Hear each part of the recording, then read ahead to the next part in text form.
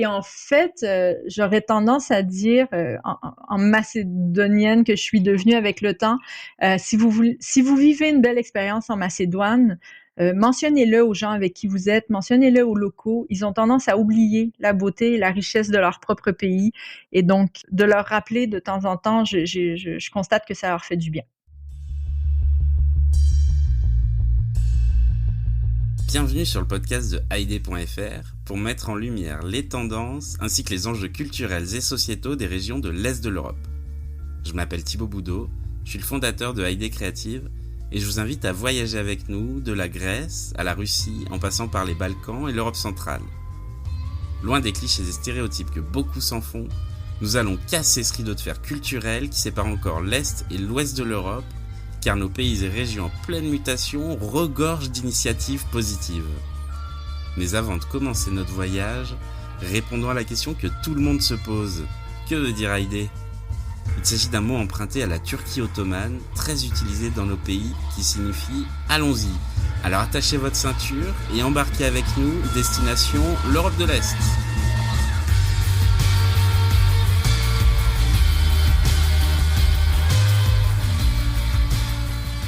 Bonjour à toutes et à tous et bienvenue dans le podcast de Haïdé Radio, Destination Est. Pour cette première saison, nous avons voulu donner la parole à nos rédactrices et rédacteurs, celles et ceux qui font et qui ont fait Haïdé depuis maintenant 5 ans. Je suis très heureux pour ce nouvel épisode d'accueillir Julie. Salut Julie, comment tu vas ? Bonjour Thibaut, ça va bien? Merci de m'accueillir. Alors, de quoi tu vas nous parler aujourd'hui ? Alors aujourd'hui, je vous parle de la Macédoine du Nord, un pays que j'habite depuis quelques années déjà, et je vais en fait vous faire un tour de la Macédoine avec mes coups de cœur, le tour qu'on a fait faire à nos amis français, à nos amis canadiens dans les dernières années. Je vous le fais faire aujourd'hui.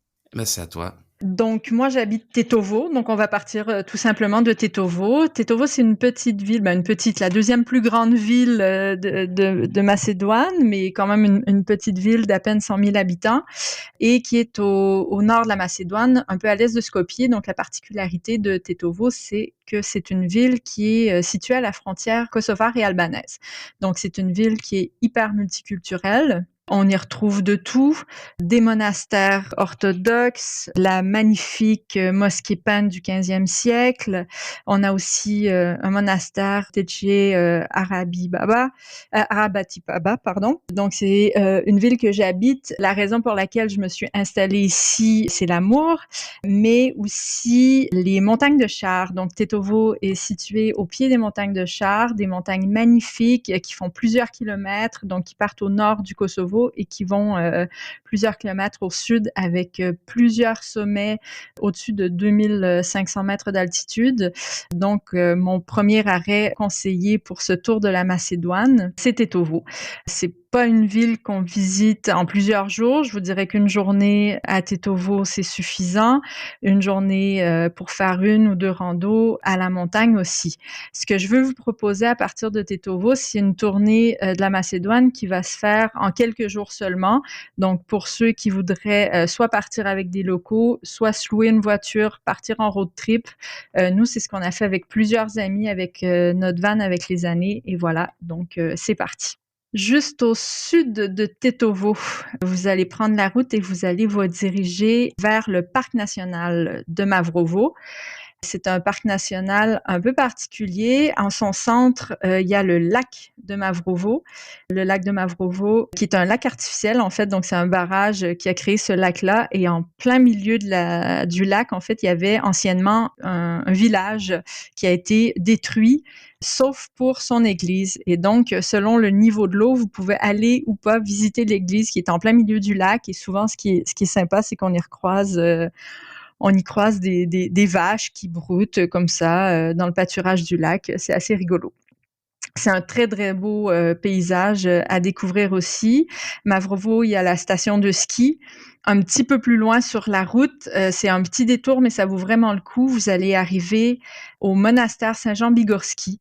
C'est un monastère qui est en plein milieu de la forêt, entouré de petits villages dans la montagne, très, très isolés. Il y a 1000 ans de présence monastique dans ce monastère. Les moines y habitent toujours. Donc, en fait, quand on va visiter le monastère, il y a toujours des moines qui nous accueillent, qui nous souhaitent la bienvenue, qui nous permettent de visiter leur monastère. Bien sûr, à travers les années, il y a eu des reconstructions qui ont été faites. Par exemple, il y a quelques années, il y a un grand feu qui a détruit une partie du monastère, mais tout a été reconstruit selon les plans originaux. Ce qui est à voir aussi à l'intérieur de l'église et un peu partout, c'est les sculptures en bois en 3 dimensions qui sont très, très fines. Et les créateurs de ces sculptures de bois ont été invités un peu partout dans les Balkans à faire d'autres sculptures dans certaines églises, dans certains palais. Je me souviens en avoir vu, entre autres, en Roumanie il y a quelques années. Voilà. Une fois le parc de Mavrovo, donc soit vous passez, soit vous vous y installez, parce que comme je vous disais, il y a possibilité de ski, il y a possibilité de rando aussi, donc selon vos goûts, c'est un petit passage où vous pouvez vous installer là pour une journée, une nuit très facilement. Ensuite, je vous invite à prendre la route plus lente, mais très pittoresque à travers le parc national jusqu'à la ville de Débar. Donc, la route longe le magnifique lac de Débar. Ça vaut vraiment le coup. Et vous continuez jusqu'à la fameuse ville de Ohrid. Ohrid, qui est sur toutes les cartes postales de Macédoine. Ohrid, c'est 365 lieux de culte pour les 365 jours de l'année. Donc, si vous vous promenez à travers la vieille ville, vous allez découvrir des toutes petites églises, quelques mosquées et la fameuse église Saint-Jean de Canéo, qui est située sur une presqu'île là, juste au bout des terres, qui entre presque dans le lac d'Ohrid. Donc, à partir du centre-ville, on peut apercevoir Saint-Jean-Canéo. C'est une toute petite église magnifique qui se visite aussi à l'intérieur. Si vous le souhaitez, il y a toujours quelqu'un pour faire la visite aussi à l'intérieur. Et près de cette église, il y a aussi le site d'une des premières universités très, très anciennes, fondée faudrait vérifier, mais par Saint Clément, je crois, qui était l'apprenti de Saint Kirill ou Saint Cyril. Donc, en fait, je suis passée récemment, ils sont en train de reconstruire ce site-là, de recréer des pavillons inspirés de l'époque pour créer un lieu de culture et un lieu d'éducation à nouveau sur ce site. Et l'église est aussi accessible aux touristes pour pouvoir visiter. Vous avez aussi les fresques, les mosaïques anciennes de l'ancien site que vous pourrez à nouveau visiter sous peu, je crois. C'était fermé à cause des travaux, mais bref, ça vaut vraiment le coup si c'est ouvert, demandez. Sinon, Ohrid, c'est des restaurants sur le bord du lac, c'est la soupe de poisson. C'est un peu une impression de bord de mer sur le bord d'un lac. Tous les habitants de la Macédoine ou presque vont passer leurs vacances ou leur week-end à Ohrid ou à Struga, la ville voisine. Cette année, en 2020, à cause de COVID, tous les Macédoniens s'y retrouvaient. Donc, se sont retrouvés sur le bord d'Ohrid comme sur le bord de la mer. Et c'est possible et assez intéressant aussi de faire un petit tour en bateau à Ohrid et de pouvoir voir la ville à partir du centre du lac. Je vous le conseille particulièrement. Et de Ohrid, on voit aussi toute la côte albanaise, tous les côtés montagneux de la côte albanaise qui sont de l'autre côté du lac. Donc, je vous conseille au moins une bonne journée et soirée à Ohrid pour pouvoir en profiter pleinement. Ensuite de ça, je vous invite à prendre la route vers Bitola.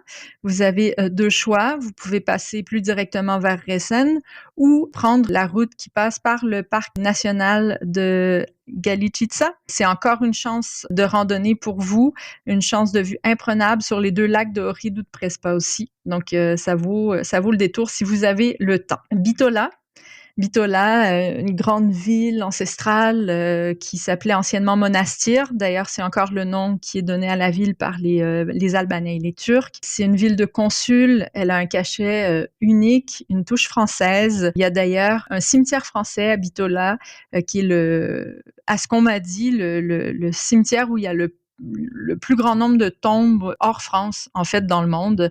C'est énorme et ça date principalement de la Première Guerre mondiale et du Front d'Orient. Donc, il y a énormément de sites qui sont intéressants à visiter dans la région de Bitola en lien avec ce fameux Front d'Orient pour les fans d'histoire. Vous avez au centre de Bitola la grande allée pédestre de Chirok-Sokak où tous les habitants de Bitola sortent pour boire un café, manger, se rencontrer savoir ce qui se passe dans la ville, être à jour. Et mon coup de cœur à Bitola, c'est le Vieux Bazar, qui est un marché qui a encore sa saveur originale de tradition turque. Je ne sais pas si je prononce correctement, mais le Bezistan, qui est le marché couvert en plein cœur du Vieux Bazar de Bitola, qui date du 15e siècle. Et bien sûr, il y a Héracléa aussi, le site archéologique de la ville ancienne, avec son amphithéâtre qui est au centre de Bitola, qui vaut vraiment le détour. Et pour encore ceux comme moi qui sont amateurs de randonnée, vous avez à côté de Bitola le parc national de Pélistère. Donc encore une fois, c'est possible d'aller faire des très belles randonnées dans des forêts qui sont assez différentes de ce que vous aurez pu voir à Mavrovo ou dans les montagnes de Char. Une faune et une flore différentes. Donc le tour se poursuit et ce ne sera pas redondant, je vous le promets. Ensuite, je vous fais remonter un peu vers le nord dans la ville de Kruševo, qui a été une ville que j'ai beaucoup aimée quand je suis arrivée en Macédoine. Une petite ville, mais une des plus hautes en altitude dans les Balkans, si ce n'est en Europe. Elle a vraiment un cachet unique de ville de montagne. Elle a conservé assez bien son patrimoine, ses petites maisons historiques. Les habitants prennent vraiment bien soin de leur ville. C'est une ville qui est connue pour être la ville natale du chanteur Toché Proeski, entre autres, pour les fans. Aussi historiquement connue pour être le centre du soulèvement d'Ilinden, qui est célébré tous les ans le 2 août, avec une reconstitution historique, les gens qui se mettent en scène, les chevaux, les costumes, c'est assez impressionnant. Bon, faut être fan d'histoire, mais ça peut être intéressant, franchement. À Kruševo, il y a aussi la série de monuments qui constitue le Macédonium, qui est présent dans plusieurs grands livres d'histoire de l'architecture yougoslave. Donc, ça a été construit à l'époque yougoslave, au sommet de la ville. Donc, il faut monter la ville vraiment tout en haut, là où il y a souvent des festivals qui sont organisés. Pour moi, ce site-là, c'est vraiment un peu un voyage dans le temps, un parcours en plusieurs étapes du Macédonium. Donc, vous avez les chaînes qui se défont, donc le symbole de la chaîne qui se défait, de l'esclave qui se délie. Ensuite, vous avez un monument, un memorandum pour les personnages de l'histoire, je dirais, locale. Ensuite, vous avez des mosaïques et finalement, vous arrivez à cette espèce de grosse structure Macédonium qu'on peut visiter de l'intérieur, mais qui est encore plus impressionnante de l'extérieur. Donc, bref, une petite ville coup de cœur en ce qui me concerne. Et pour finir le petit tour de Macédoine, je vous invite à vous diriger ensuite vers la région de Tikveš, la région des vins, des vignobles, où là, vous pouvez visiter tout simplement les vignobles. Vous pouvez faire d'excellentes dégustations avec menus agencés avec la dégustation. Il y a des présentations principalement en anglais qui sont disponibles, mais je crois que si vous demandez d'avance, c'est même possible de les avoir en français dans certains vignobles. Et si vous êtes vraiment fan, il y a même possibilité de prendre des forfaits hébergement. Donc, vous visitez le vignoble, vous dormez dans l'hôtel au cœur du vignoble et tout. Donc, c'est très, très sympa.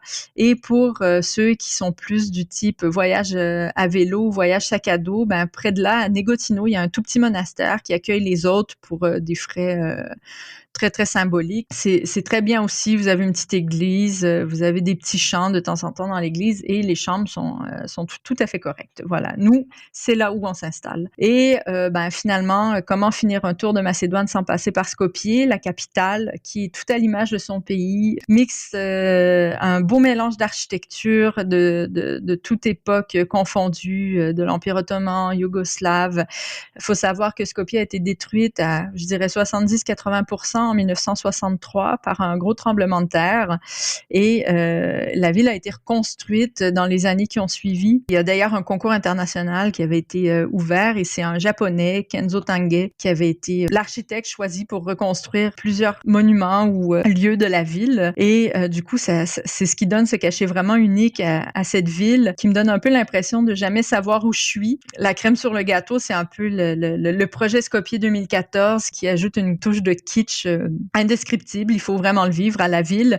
Bref, qui laisse une impression à tout le monde qui l'ont visité, qu'on a accueilli assez positive, somme toute. Sinon, définitivement, visiter les vieux quartiers, le vieux bazars, les petits cafés, la vieille forteresse. Donc, encore une fois, c'est le cachet de la Macédoine, c'est d'avoir des beaux lieux avec des traces des anciennes époques et de chaque communauté ou chaque groupe qui sont passés par ici. Vous trouverez tout ça à Skopje. Et pour les plus traditionnels, il y a quelques musées qui sont très, très intéressants au cœur de la ville aussi, un centre culturel et plein d'événements un peu plus underground. Merci pour ce beau récit, Julie. Quels sont tes 3 coups de cœur en Macédoine? En fait, je vais tricher un peu sur ta question. Je vais te dire mes 3 coups de cœur de choses à rapporter parce que la Macédoine, c'est un petit pays qui est pas tout le temps, qui commence à être plus accessible aux touristes, mais souvent on a l'impression que ce qu'on peut rapporter, c'est des cartes postales, des petits aimants pour le frigo. Et donc, mes coups de cœur, c'est pour vous faire découvrir des choses à rapporter, des choses qu'on peut offrir aussi et qui sont très, très typiques. Donc, mon premier coup de cœur, ce sont les bijoux en filigrane d'argent qu'on peut retrouver dans le vieux marché à Skopje ou même à Ohrid. Ils font des broches, des petites boucles d'oreilles magnifiques. C'est un travail d'artisan très, très, très, très précis. Le résultat est joli, pas kitsch du tout, à offrir tant que vous voudrez. Mon deuxième coup de cœur, ce sont les impressions sur papier qui sont faites main dans une petite boutique de la vieille ville de Ohrid. Une boutique où ils font du vieux papier. En fait, ils vous font la démonstration avec la machine, presse, papier. Et ensuite, vous pouvez acheter des impressions de petits paysages, soit de pêcheurs ou de la ville d'Ohrid. C'est en petit format, en grand format. C'est pas cher du tout et c'est vachement joli et ça s'offre super bien et c'est hyper facile de glisser dans un petit livre ou dans son sac de voyage. Et sinon, le grand classique coup de cœur, c'est toute la nourriture qui se fait maison en Macédoine, principalement à l'automne. Vous pouvez rapporter bien sûr l'eau de vie maison, la rakia, trouver dans les marchés des confitures, du miel et bien sûr le ajvar traditionnel fait de poivrons, la purée de poivrons. N'achetez pas en magasin ces produits, renseignez-vous, trouvez-les dans les marchés, ça vaut vraiment la peine. Alors, est-ce que tu vis toujours à Tetovo? Est-ce que tu as une routine particulière? Bonne question. C'est vrai que les habitants de la Macédoine, ce sont des gens assez routiniers. C'est moins mon cas. Donc, je pourrais peut-être pas parler d'une routine quotidienne. Par contre, une routine hebdomadaire, assurément. C'est sûr que dès qu'on peut aller boire un café ou aller dans une cafana pour manger, discuter, ça fait définitivement partie du mode de vie ici. Puis ça fait partie de mon mode de vie maintenant aussi. Sinon, le soir ou aussi après les randonnées, on se rassemble au pub Victorian à Tetovo. C'est le seul pub où on trouve des bières importées déjà. Donc, peut-être moins intéressant pour les gens qui visitent pour une journée, mais pour les gens qui s'installent, ça fait du bien parfois. Et ils ont toujours aussi des petits concerts live en soirée. J'y ai même organisé quelques soirées quiz, connaissances générales qui ont connu pas mal de succès. Donc, c'est là où on aime bien aller boire un pot. Et sinon, le week-end, le dimanche, la tradition, c'est la randonnée en montagne. Et quand on peut pas aller en montagne, on va à Calais, qui est la petite forteresse au-dessus de une petite montagne. Donc, chaque ville a son petit Calais. Donc, à monter, ça prend à peu près une demi-heure, 1 heure selon la forme. Et puis, on monte, on descend, ça nous fait une petite promenade du dimanche. Les sorties culturelles, elles se font moins sur une base de routine. J'aimerais bien, mais c'est pas possible ici. Donc, on va en fonction de l'offre à Tetovo ou plus souvent à Skopje. Alors, je me souviens quand j'étais venu à Tetovo, j'avais pas fait de randonnée avec toi, mais je crois que tu m'avais emmené dans ce pub, si mes souvenirs sont bons. C'est possible parce que c'est là. Voilà, les kafanas, on diversifie un peu plus, on mange bien. Les pubs, sinon, il y en a plein, mais on aime bien là où il y a de la diversité. Donc voilà. Est-ce que tu as des lieux de sortie ou des festivals à nous conseiller, donc que ça soit à Tetovo ou dans toute la Macédoine? Ce qui est intéressant en Macédoine, c'est qu'il y a beaucoup de petits festivals, donc des festivals dont on n'entendrait peut-être pas parler de l'extérieur ou si on fait des recherches sur le pays. Mais il y a 2 gros festivals auxquels j'ai assisté qui m'ont beaucoup plu. Il y a le festival de Doiran, donc sur le bord du lac en été, complètement au sud de la Macédoine, où là, c'est vraiment un festival plein air, un peu comme on vivait quand j'étais à Nantes ou quand j'étais au Québec, à Montréal, avec plusieurs scènes, des soirées de festival, les gens arrivent avec leurs tentes, ils tentent pour plusieurs jours, c'est hyper bien organisé, du moins quand j'y étais. Donc, je conseille fortement vraiment, si la programmation vous plaît, d'en faire l'essai. Et sinon, à Skopje, le fameux Taxirat, à chaque année, novembre, décembre, cette année, ouais, ça fait plusieurs années que ça coule. Au début, c'était juste pendant une courte période. Maintenant, ils étalent sur plusieurs événements, plusieurs soirées. Il y a des trucs en ligne, donc c'est assez bien fait. Et sinon, petit coup de cœur pour Meketsa, qui est le Youth Cultural Center à Skopje. Leur site est super cool. Ils ont resto, salle de concert, salle de conférence. Donc, c'est vraiment un centre culturel, en fait. On s'y retrouve parce qu'il y a une programmation assez riche qui touche autant l'underground que les gens qui ont des goûts un peu plus de masse. Musique, film, théâtre, littérature. Ils touchent même à la science aussi. Ils essaient de valoriser toujours l'échange d'idées. Donc, ils sont assez innovateurs dans ce qu'ils font. C'est assez intéressant pour une ville comme Skopje. Et ils sont aussi initiateurs de trois grands festivals, soit de théâtre, MOT, de Ciné Days, donc de cinéma, puis le Zdravo Mladi de musique aussi. Quand on est dans un pays étranger comme ça, toi tu vis en Macédoine, est-ce que ça a été compliqué pour toi de rencontrer des locaux? Et comment tu as fait justement pour en rencontrer? Je dirais que c'est pas très difficile de rencontrer des locaux à la base en Macédoine parce qu'il y a très peu de touristes et très peu d'expatriés, surtout si on sort de Skopje. Donc à la base, si on est un peu ouvert, si on se présente dans les cafés, là où les Macédoniens sont en fait, ils vont nous identifier assez rapidement, ils vont tout de suite voir qu'on n'est pas du coin. Ils sont en général très très accueillants. Donc le premier truc, ce serait d'aller dans les cafés, dans les restaurants quand vous voyez qu'il y a des locaux, quand vous aimez l'atmosphère, entrez, posez des questions. Il y a toujours quelqu'un qui pourra vous aider, soit en français, soit en anglais. Sinon, pour ceux qui veulent s'installer pour un peu plus longtemps, je pense qu'il y a plusieurs assos qui accueillent des partenaires, des stagiaires, des travailleurs internationaux. Donc, je pense que c'est une bonne façon de rencontrer des gens qui sont sur la même longueur d'onde que nous, tout en rencontrant des locaux qui ont les mêmes valeurs que nous, selon les associations auxquelles on participe aussi. Moi, en tout cas, ça a été mon cas. C'est dans une asso que j'ai atterri il y a 8 ans et c'est comme ça que j'ai rencontré celui qui allait devenir mon mari. Donc maintenant, je ne suis entourée que de locaux. Donc je peux être une bonne entremetteuse aussi, si vous le voulez. Alors est-ce qu'il y a justement une rencontre qui t'a particulièrement marqué en Macédoine? Ben, celle-là, peut-être. J'étais venue pour 3 mois, je suis rentrée au Canada, je me suis dit merde, faudrait bien que j'y retourne. Je suis passée par la France, je suis rentrée en Macédoine et j'y suis depuis. J'y passe la plupart de mon temps maintenant, depuis 2013-2014 environ. Ouais. Donc c'est une rencontre qui a été assez marquante dans ma vie et voilà, et ça a permis d'inviter des Canadiens, des Français, des amis d'un peu partout pour faire la fête aussi, pour le mariage, et voilà. Alors quel conseil tu donnerais à une personne qui souhaite partir en Macédoine? Je dirais qu'il y a peut-être 2 angles d'approche, à savoir si on part pour quelques jours ou pour plusieurs mois. Pour quelques jours, essayez de trouver quelqu'un, d'entrer en contact avec quelqu'un qui est déjà sur place, qui peut vous aider, parce que c'est un pays qui vaut vraiment la peine d'être découvert si on sort des sentiers battus, si on fait du hors-piste, à mon avis. Si vous partez pour plusieurs mois, je dirais que la façon dont moi je préparais mes stagiaires ou les volontaires que j'ai accueillis à travers les années, en fait, je testais beaucoup leur capacité d'adaptation. En fait, dans les deux cas, pour quelques jours ou pour plusieurs mois, la capacité d'adaptation, d'apprendre à vivre avec des changements de plan à la dernière minute, apprendre à suivre un rythme plus lent aussi, c'est vraiment la clé. Il faut vraiment être capable d'entrer dans le rythme des habitants de la Macédoine pour vivre une belle expérience, pour pas être toujours dans l'attente, pour pas être dans la frustration non plus. Je pense qu'il faut vivre et laisser vivre.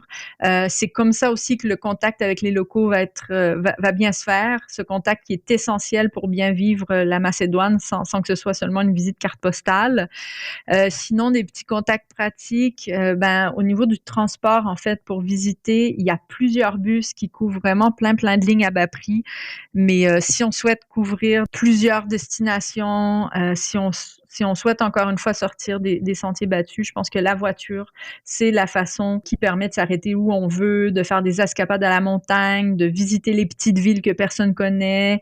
On a découvert comme ça des bibliothèques, des lieux complètement surprenants en prenant la voiture comme ça avec les années. Donc, c'est ce que je vous conseille. Et puis, c'est la même chose dans plusieurs pays des Balkans ou ailleurs dans le monde. Si vous voyagez, demandez des références visuelles plutôt que des adresses. Personne ne connaît les adresses. Voilà, ça, c'est un truc que moi, j'ai appris moi-même avec le temps. Et en fait, j'aurais tendance à dire, en macédonienne que je suis devenue avec le temps, si vous vivez une belle expérience en Macédoine, mentionnez-le aux gens avec qui vous êtes, mentionnez-le aux locaux. Ils ont tendance à oublier la beauté et la richesse de leur propre pays. Et donc, de leur rappeler de temps en temps, je constate que ça leur fait du bien.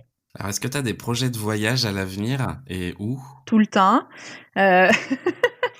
En fait, je suis nouvellement maman, donc là, c'est un peu, on est un peu plus tranquille récemment.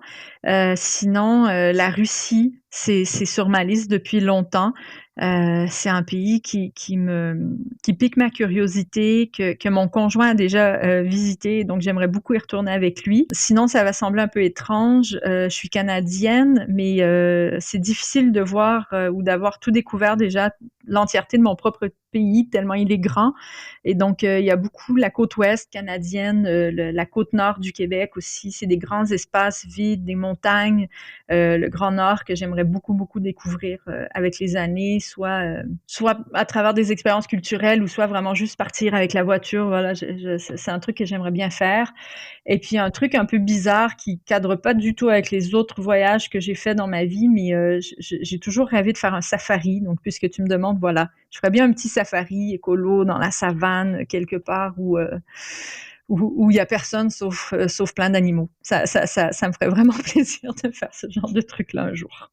Et donc, comment tu prépares tes voyages à l'avance? Ça dépend de plusieurs facteurs. Ça dépend du type de voyage. Si je pars seule, si je pars en famille ou en groupe, récemment, c'est plus avec mon conjoint ou toute seule que j'ai voyagé. Donc, avec mon conjoint, j'ai appris à aimer avoir un équilibre entre spontanéité et planification. Avant, j'étais très planificatrice, chaque jour, chaque matin, chaque midi, combien de kilomètres et tout. Maintenant, les derniers road trips que j'ai faits, on a un minivan qu'on a transformé en camping-car et tout. Donc, j'ai appris avec ce mode de voyage à laisser aller beaucoup plus. Et donc, je prépare pour avoir l'info entre les mains. Je prépare les itinéraires. Je prépare les choses à voir. Mais après, je laisse beaucoup de place à ce qu'on voit, à ce qu'on croise sur le chemin. Je suis beaucoup moins dans le livre pour les restos. Maintenant, j'aime aller où je vais voir où les locaux vont. Donc, voilà. Et puis sinon, on partage pas mal les responsabilités de préparation. Je suis plus sur la logistique et tout. Voilà. Donc, sinon, même chose. Comme maintenant, il y a bébé qui se joindra à nous, ce sera peut-être une nouvelle approche, mais je ne sais pas encore. Qu'est-ce qu'on peut retrouver dans ton sac à dos? Déjà, c'est définitivement d'un sac à dos dont on parle. La bonne vieille valise traditionnelle, j'ai essayé, je ne m'y fais pas. Donc, on parle déjà d'un sac à dos. Avec les années, j'ai appris à voyager assez léger, donc selon les saisons. Mais si je voyage printemps, été, automne, c'est assez léger.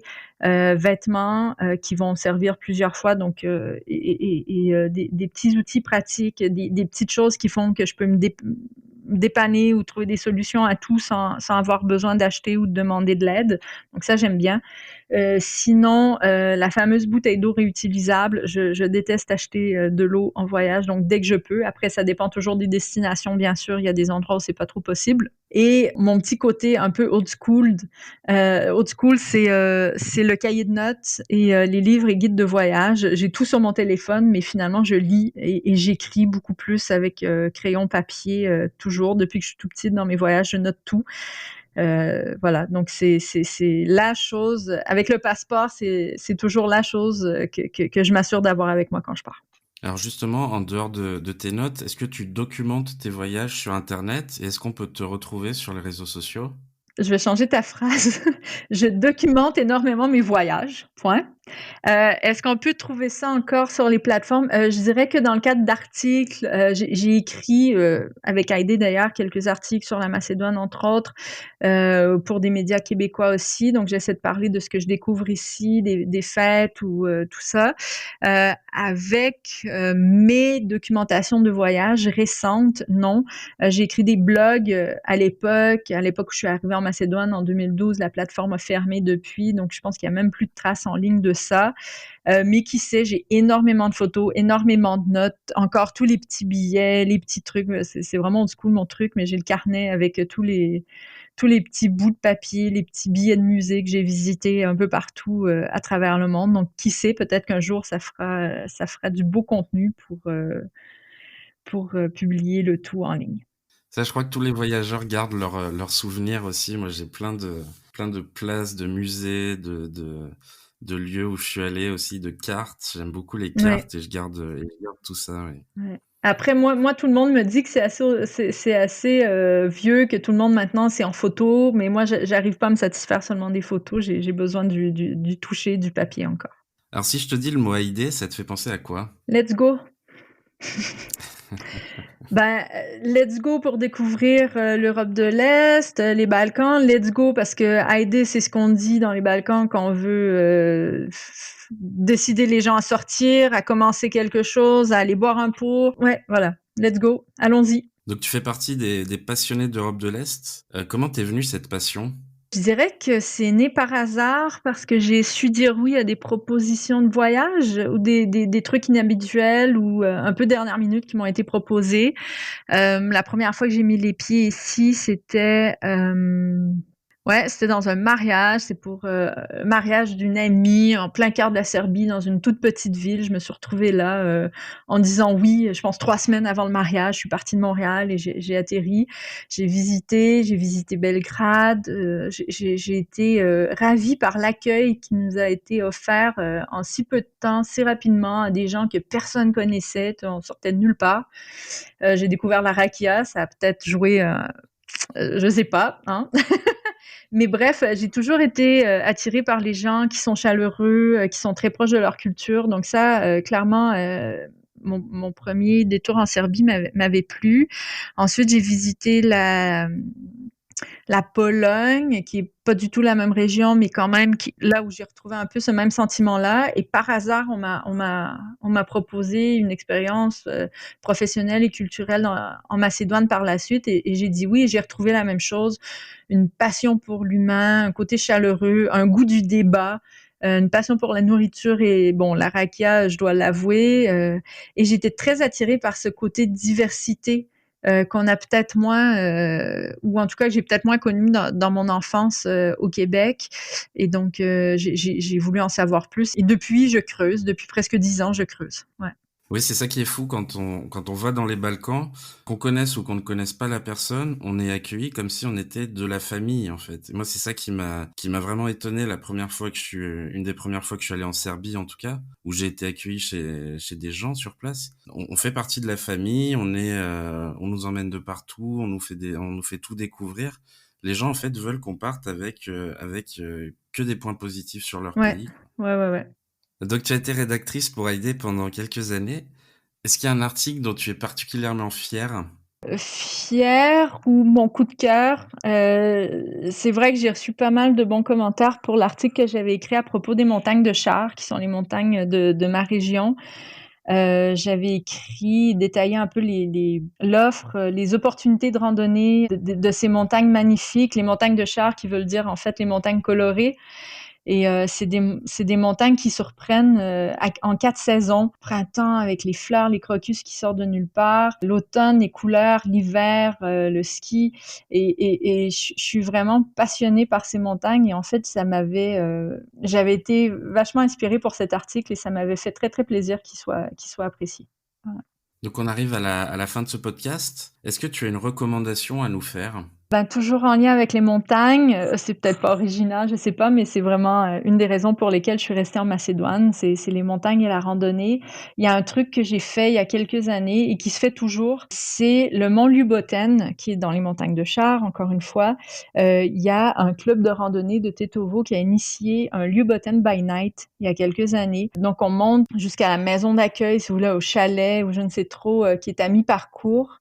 On mange, on festoie. Au début de la nuit, vers 1h du matin, tout le monde part. On est super bien habillés, hein, parce que même l'été, il fait très, très froid en hauteur. On part avec nos lampes frontales, notre équipement. On voit rien du tout. Et en fait, on fait l'ascension du mont Ljuboten en plein cœur de la nuit. on s'installe, on se réchauffe comme on peut, on se raconte des anecdotes et on attend que le soleil se lève sur la vallée avant de redescendre. Et en fait, quand le soleil se lève enfin, on peut apercevoir toute la vallée de Polog, en fait, qui est la vallée de Tetovo, qui descend entre les montagnes et tout. Mais on aperçoit aussi Prizren, Skopje, bref, les villes du Kosovo, toutes les villes qui sont autour du mont Loubotane, on peut les voir si la météo le permet. Et ça a été une expérience unique. Donc, c'est sûr que c'est pas hyper organisé, il faut vous renseigner avant, mais si vous avez la chance de venir faire de la rando dans les montagnes de Char, demandez de vivre cette expérience. C'est vraiment un truc qui m'a marqué. Merci beaucoup, Julie. De rien. À bientôt. Au revoir. Pour conclure, je souhaite dire un grand merci au groupe slovène Nowhere de nous avoir gentiment prêté leur musique Colors. Vous pouvez les retrouver sur toutes les bonnes plateformes de streaming. Merci encore à notre invité pour cette belle histoire. Merci à vous toutes et tous de nous écouter.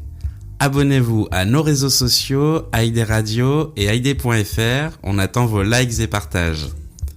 En attendant le prochain épisode, n'hésitez pas à réagir à ce podcast en nous donnant vos bons plans. On se retrouve la semaine prochaine. À bientôt!